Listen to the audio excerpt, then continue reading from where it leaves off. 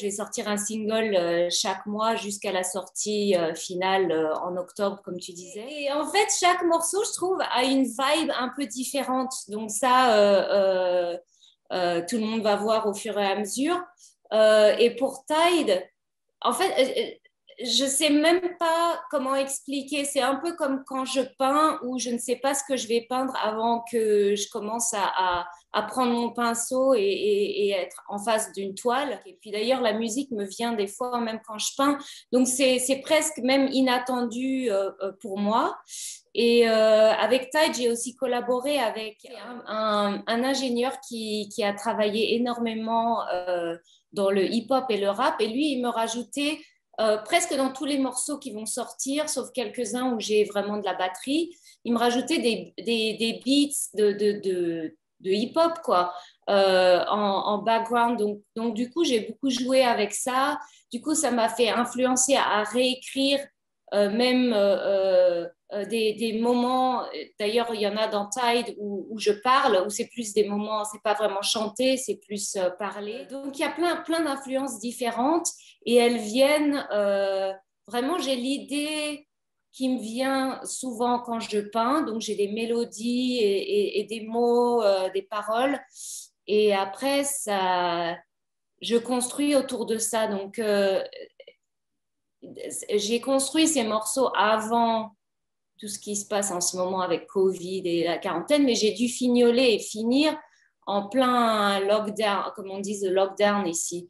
Euh, Parce que tout est toujours plus ou moins fermé. Je veux dire, ici, ils commencent un peu à réouvrir les restaurants, ça y est. Enfin, c'est un peu différent dans chaque pays, mais ici, aux États-Unis, en tout cas à Los Angeles, on a été fermé depuis un an, quoi. Donc, du coup, j'ai appris un peu toute seule à me servir et à finir ces morceaux. Ça a mis du temps. J'étais toujours un peu, j'avais toujours un peu peur de me mettre sur l'ordinateur et de travailler sur des softwares de musique et de finir. Je toujours me dis, toujours, ah, ben, je peux toujours avoir quelqu'un qui m'aide avec ça. Et puis là, je me suis retrouvée vraiment à être obligée. Et finalement, donc voilà. Donc du coup, ouais, je pense que c'est un peu des influences de tout ce que j'écoute et aussi tout en voulant faire passer le message qui se trouve dans Tide.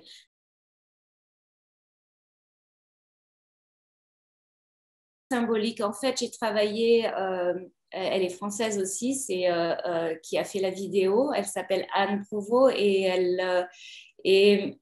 je lui avais envoyé le morceau.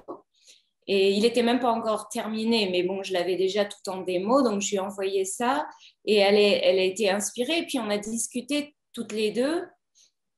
Et moi, mon idée, c'était vraiment de représenter euh, presque la vie en général. Donc, comme tu dis, il y a tous les éléments qui sont représentés, euh, l'eau, le feu, la terre, l'air, l'éther.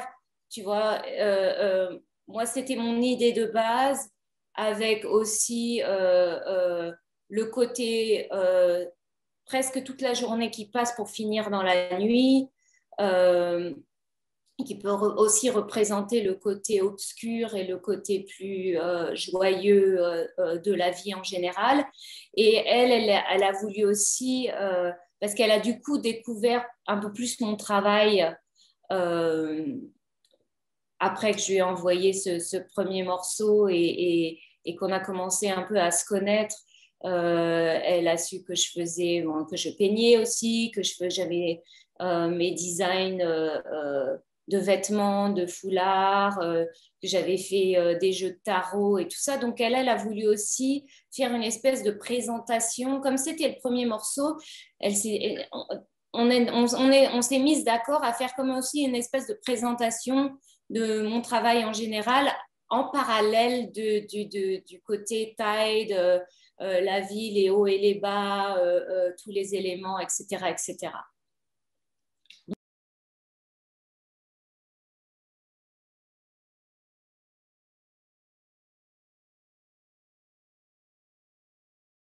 En fait, ça fait très, très longtemps. Là, je suis en train d'écrire des nouveaux trucs.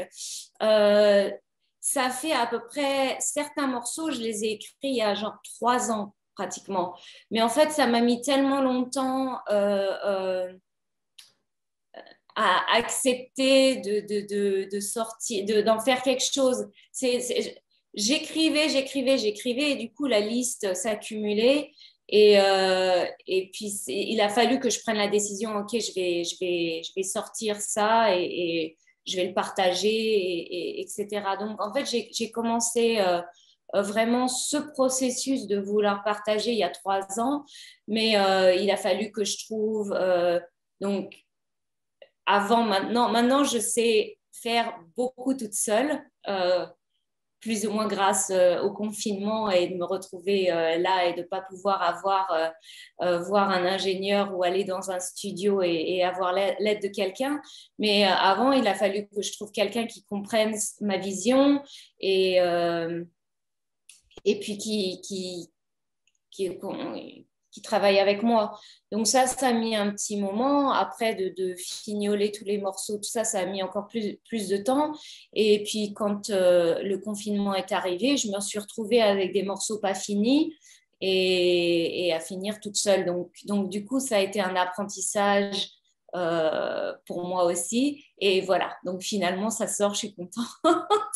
Et j'en ai pas mal qui vont sortir après ça. Je ne sais pas, on n'a pas encore de date après cet album, après ces 8 morceaux-là. Euh, Pareil, qui sont en boîte depuis 2 ans pratiquement et que là, je suis en train de vraiment finir et d'essayer de trouver aussi des musiciens qui vont me faire peut-être quelques batteries ou des guitares ou des choses comme ça. Donc ça, tout met un... Et puis en plus, là maintenant, ça met encore plus de temps parce que pour trouver des musiciens, c'est... faut se faire à travers virtuellement et bon, bref. En visioconférence, ouais,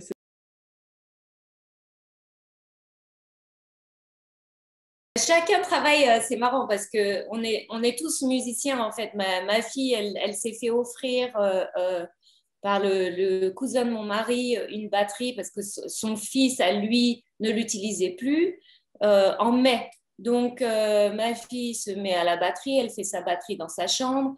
Mon fils, il écrit énormément de musique et lui, c'est pareil dans sa chambre. Mon mari, il fait ses trucs à lui et moi, je fais mes trucs à moi. Donc, on n'a pas vraiment... euh, c'est pas vraiment comment on dit, une collaboration, mais c'est vrai que, par exemple, j'ai dû refaire des basses sur mes morceaux qui sont sortis là. Et donc, j'ai demandé à mon mari de refaire les basses. Donc, vers minuit, 1 heure du matin, j'étais là, ouais, est-ce que tu peux me refaire les basses? Donc, c'est pas contre, mais chacun est occupé à ses trucs, en fait. Donc, du coup, mais bon, ça ne veut pas dire que ça pourrait pas se passer. Mais comme je dis, oui, j'ai utilisé aussi mon fils pour finir d'écrire quelques morceaux à la guitare et à la basse. Il m'a fait pour les démos, en fait, il m'a aidé un peu à...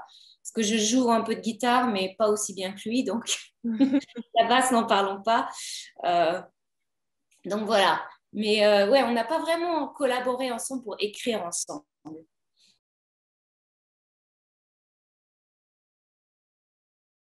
Moi, j'essaie de toujours garder le côté positif. Donc, euh, c'est vrai que j'ai hâte de pouvoir voyager, j'ai hâte de pouvoir que les choses réouvrent ici aussi, parce que nous, on n'a jamais vraiment, comme je disais, ça n'a jamais vraiment réouvert. Je veux dire, les enfants font toujours l'école en ligne. Euh, je pense qu'ils pensent peut-être réouvrir dans un mois, enfin, je sais rien.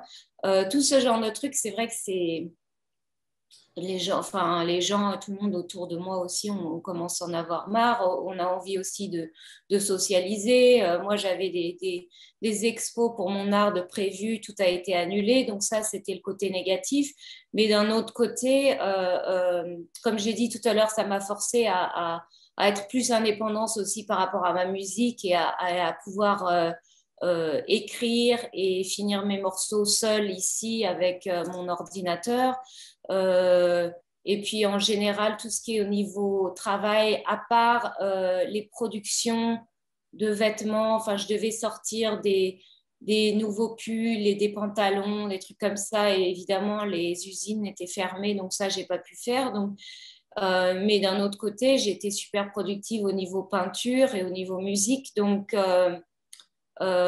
j'essaye de balancer le truc et de pas tomber trop dans les choses négatives. Mais c'est vrai qu'il y a il y a plein de gens autour de nous qui ont vraiment du mal et pour lesquels c'est assez dépressif, cette situation. Mais enfin, c'est pas évident. Donc, mais moi, je l'ai vécu assez bien, en fait, parce que du coup, j'ai travaillé beaucoup plus. Et comme j'aime mon travail, c'était pas trop un problème.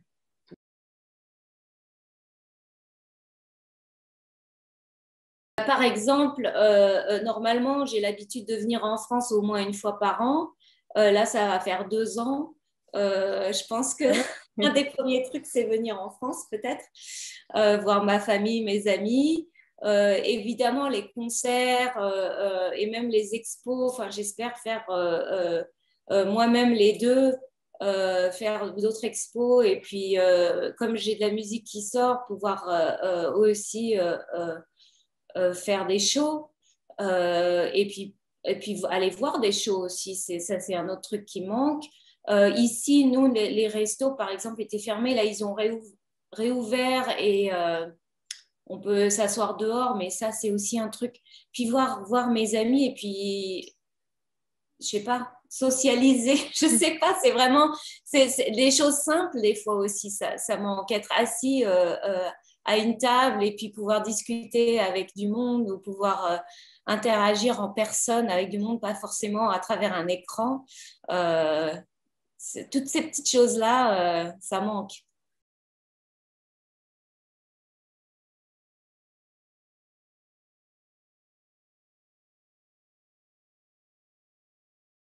Ouais, c'est en péril, c'est sûr.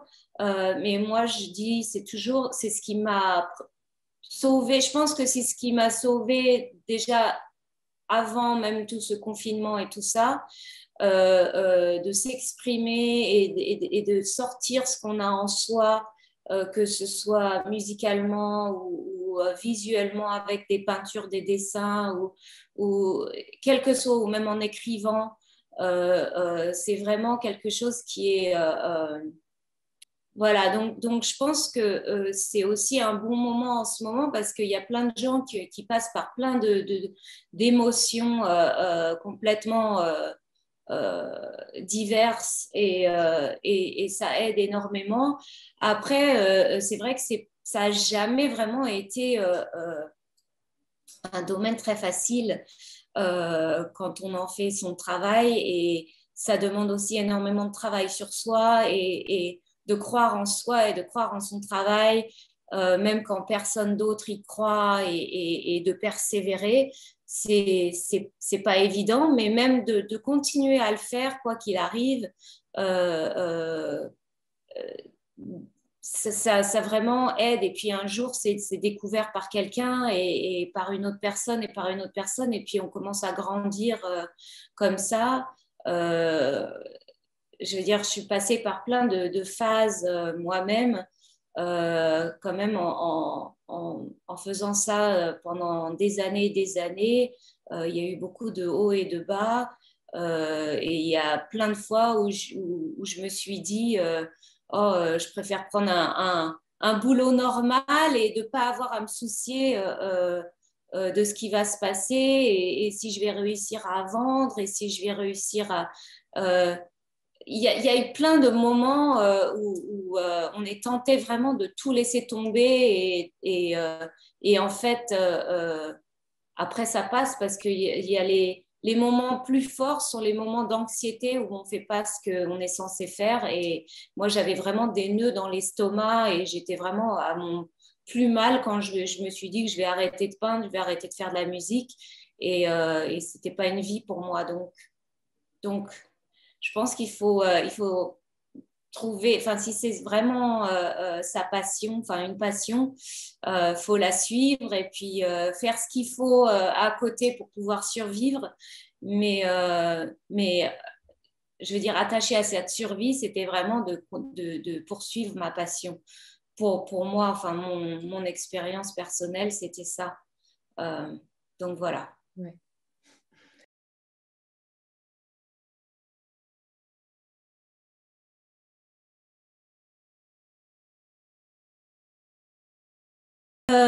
Mais en fait, j'ai toujours été intéressée dans plein de domaines depuis petite. Je veux dire, petite, je me levais la nuit pour lire l'encyclopédie, enfin des choses. J'avais vraiment envie de savoir plein de choses sur plein de sujets différents. Et j'ai été comme j'étais très bonne en maths, mon père, en voyant ma carrière, s'est dit que je devais laisser l'art de côté et plus me focaliser sur des études scientifiques. Donc, j'ai été toujours intéressée par plein de choses. Donc, j'ai suivi des études scientifiques, puis après, je me suis dit, c'est pas pour moi. Enfin, au niveau de ma carrière, je me suis toujours sentie plus artiste. Et j'ai toujours été passionnée par la musique. Je veux dire, j'allais toujours à l'école avec ma musique sur les oreilles dans le métro et tout ça. Enfin, c'était vraiment, c'était en permanence. Et d'aller voir plein de concerts dès que je pouvais. Donc la musique et l'art. Et mes parents étaient stylistes de mode, donc j'ai aussi grandi dans ce milieu-là. Et c'est marrant parce que c'est un truc, j'avais pas envie de faire styliste vraiment, même si j'ai toujours, par exemple, à l'époque, les t-shirts qui vendaient au concert dans le merchandising, c'était pratiquement que des t-shirts hommes, avant qu'il y ait des trucs pour femmes. Donc, c'était toujours des tailles larges, extra larges. Et donc, moi-même, je me les faisais coudre dans l'atelier de ma mère pour me faire des robes avec ces t-shirts. Donc, j'ai encore quelques t-shirts de l'époque. Donc, j'ai toujours fait plus ou moins mes propres fringues à ma façon. Donc, je coupais des t-shirts ou je faisais des trucs. Enfin, donc, j'étais quand même influencée sûrement par mes parents et mes parents aussi étaient toujours très dans l'art. Donc, on allait voir toujours des expos, on allait toujours dans des musées. Même quand on voyageait, ils nous amenaient. Alors, petite, on était là, oh, parce que j'ai deux sœurs, on est là, les musées. Et finalement, ça nous a quand même affectés parce que même moi, aujourd'hui, je me sens chanceuse d'avoir pu enfin, vivre tous et voyager et visiter tous ces musées dans le monde entier. Et ça a quand même eu un impact sur moi. Donc, mais oui, je me suis toujours intéressée à plein de domaines. J'ai été pilote, enfin, j'ai eu ma licence de pilote. Et je continue à explorer. Pareil, j'ai créé deux jeux de tarot, mais j'ai appris à lire les cartes des années auparavant. J'ai appris à travailler avec les énergies. J'ai appris, enfin, je suis vraiment fascinée par plein de choses dans la vie. Donc, je pense que c'est ce qui se reflète dans mon travail où j'ai envie d'explorer plein de domaines.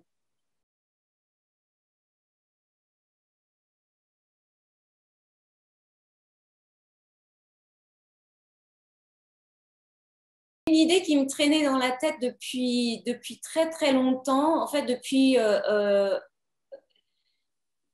j'ai envie de dire presque tout le temps parce que la façon dont je peins, c'est vraiment euh, très, très spirituel. Comme je disais, c'est vraiment, j'ai des visions qui m'arrivent et au moment où je suis avec mon pinceau devant la toile, tac, ça arrive et je vois ce que j'ai à peindre. Et chaque peinture a vraiment une signification profonde. J'utilise beaucoup de symboles, mais c'est pas forcément, c'est pas mon choix. C'est comme si c'était quelque chose qui passait à travers moi, disais, donc il y a beaucoup de deuil, mais il y a aussi beaucoup, il y a des crânes, il y a des mains, il y a la soleil, il y a la lune, il y a des anges, il y a plein de choses. Et en fait, c'est à la fin d'une peinture que j'arrive à voir sa signification précise. Et ça m'a toujours fait penser aux cartes, que ce soit. Et donc, j'avais fait un séminaire, je crois que ça s'appelle en français, un workshop, un atelier d'un long week-end de 3 jours pour apprendre à lire les cartes. Et j'ai fait les Angel Reading Practitioner. Donc, c'est avec Doreen Virtue qui fait les Angel Readings, donc qui connecte avec le comme j'ai tout appris en anglais, c'est les angelic realm, donc au niveau des anges, mais après on a appris du mediumship, donc à être médium et à connecter avec les esprits, Ouais. etc., etc. Donc, et à utiliser les cartes en tant que support, et j'utilisais ces cartes, j'ai appris avec ces cartes, mais en apprenant toute la signification non seulement des symboles, mais aussi des couleurs qui peuvent nous attirer notre attention quand on lit des cartes ou certains aspects. Et donc, c'est quelque chose que j'ai toujours eu envie de faire. Et le premier jeu a pris du temps, mais le deuxième jeu de cartes que j'ai fait, j'ai dessiné les cartes en 2 jours.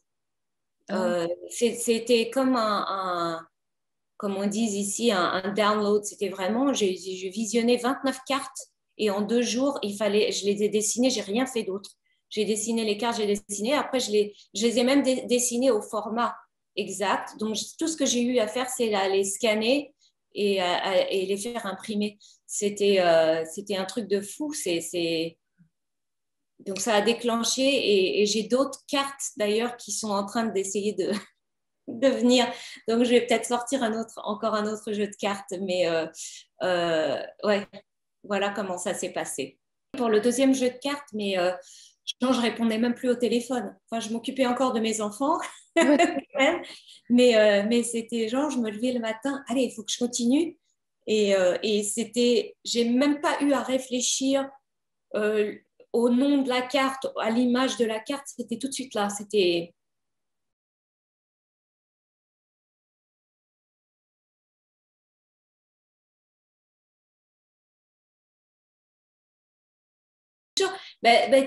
tout en fait. C'est vraiment, j'ai toujours été passionnée à tout ce qui est un peu mystérieux, tout ce qu'on ne sait pas, que ce soit qu'est-ce qui se passe après la mort, pourquoi on a eu aussi des expériences. Enfin, moi plus petite avec ma sœur, ma mère a eu des expériences. On a toujours été très sensible à des énergies. Enfin, moi, je ressens beaucoup de choses et petite, j'avais aussi des visions que j'ai bloquées en fait moi-même par peur parce que on entend les adultes dire soit que c'est dangereux, ou que soit ça n'existe pas, ou que soit, enfin, plein de choses comme ça. Donc, j'ai bloqué énormément de choses plus jeune pour pas voir certaines choses.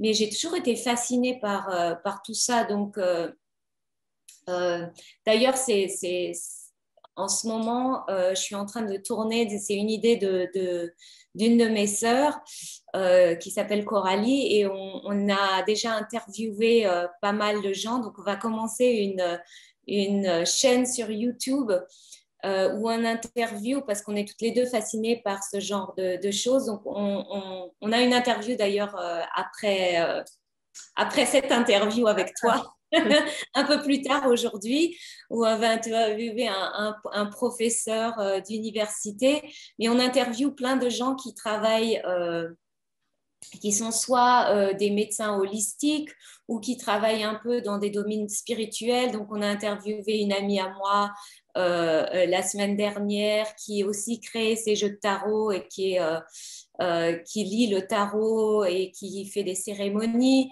On a quelqu'un qui va faire qu'on va interviewer sur les cristaux. On a une autre personne qu'on va interviewer sur les huiles essentielles. Enfin, plein de choses comme ça.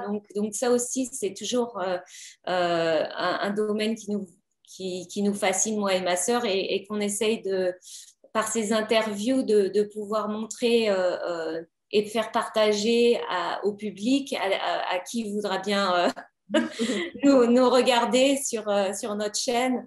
Ça sortira au printemps, le 20 mars, pour la première vidéo. Mais ouais, c'est toujours un domaine qui m'a fascinée. Il y a tellement de choses. Enfin, moi, je travaille aussi énormément avec les cristaux. J'ai énormément de cristaux ici dans mon studio et aussi à la maison. Euh, euh, les huiles essentielles, un petit peu. Moi, je suis aussi Reiki practitioner. J'ai aussi travaillé avec des chamans, des choses comme ça. Donc, tout ça, j'ai appris énormément de choses. J'ai aussi travaillé avec ce qu'ils appellent un Big Kahuna, des îles Tonga, pour travailler avec les énergies d'un point de vue, comme tu dis, curatif, donc healing. Euh, euh, et j'utilisais ça sur mes enfants quand ils étaient bébés, s'ils avaient mal au ventre ou s'ils avaient quelque chose. Ouais. Donc, c'est vraiment, et je dis toujours que j'infuse mon travail avec ces énergies positives et qu'on le ressente ou non. Et après, je respecte les croyances de chacun au niveau de ça, mais il y a beaucoup de gens qui le ressentent aussi. Donc,